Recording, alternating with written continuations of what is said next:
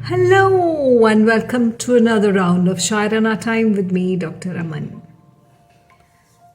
कल हम गणतंत्र दिवस मना रहे हैं, 26 जनवरी है कल। तो आज़ादी के वक्त के, आज़ादी की लड़ाई के वक्त के एक शायर रहे तिलोक चंद महरूम। उन्होंने 26 जनवरी पर एक गज़ल लिखी थी। उसमें से एक अशर, आखिरी अशर जो है उसका, वो मैं आपको पढ़ के सुना रही हूँ। भारत का अज़्म है ये तौफीक खुदा दे, दुनिया से इन व आन की तफरीक को मिटा दे। माने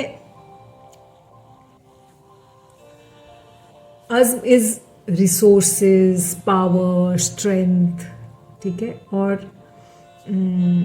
ही इज़ आस्किंग, खुदा से कह रहे हैं कि भारत के जो रिसोर्सेज हैं और bless us with more of resources so that दुनिया भर में जो डिस्क्रिमिनेशन है इंडिया के खिलाफ हम उसको मिटा सकें। भारत के अज़्म है ये तौफीक है खुदा दे, दुनिया से इन व आन की तफरीक को मिटा दे। So we want to stop the discrimination that India is facing.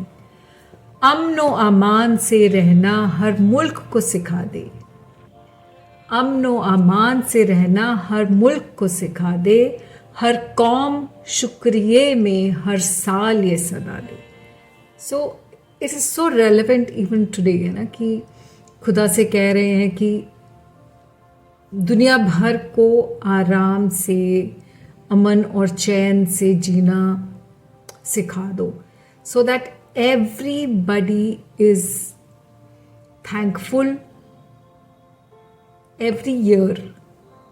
You know, we pray that every year we are thankful for this. अमनो अमान से रहना हर मुल्क को सिखा दे, हर कौम को शुक्रिये में हर साल ये सदा दे।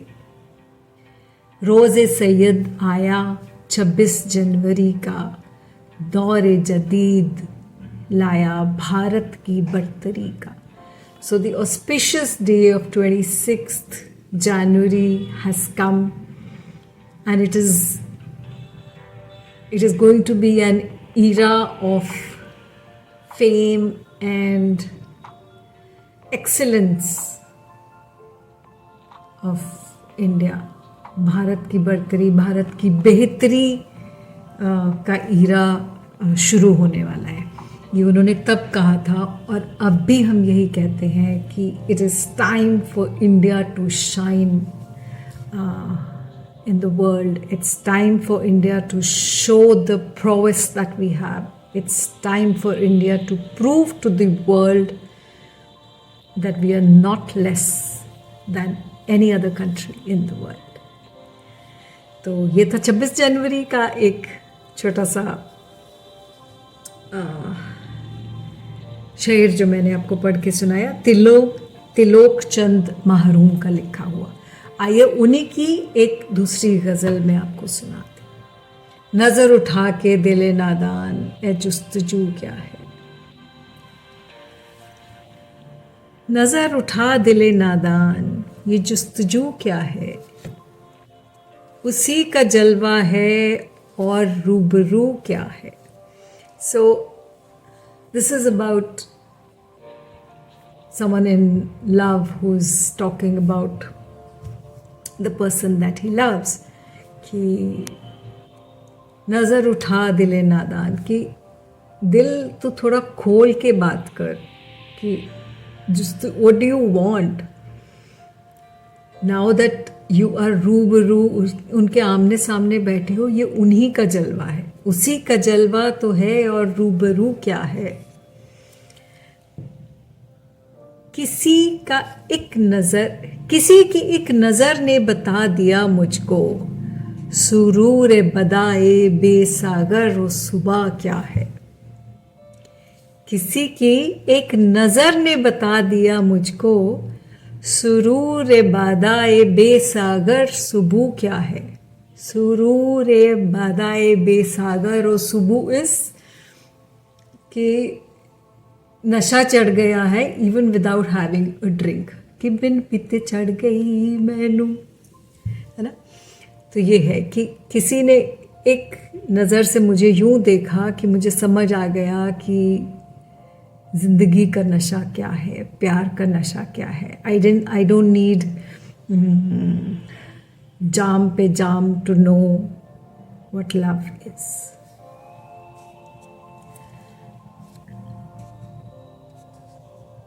कफस अजाब सही बुलबुले असीर, कफस अजाब सही बुलबुले असीर, मगर ज़रा ये सोच कि वो दम में रंग उबू क्या है। कफस इज कैद, कि कैद मुश्किल तो है, ए कैद हुई बुलबुल, लेकिन ज़रा सोचो कि उस मोहब्बत में कैद होने में कितना मज़ा है।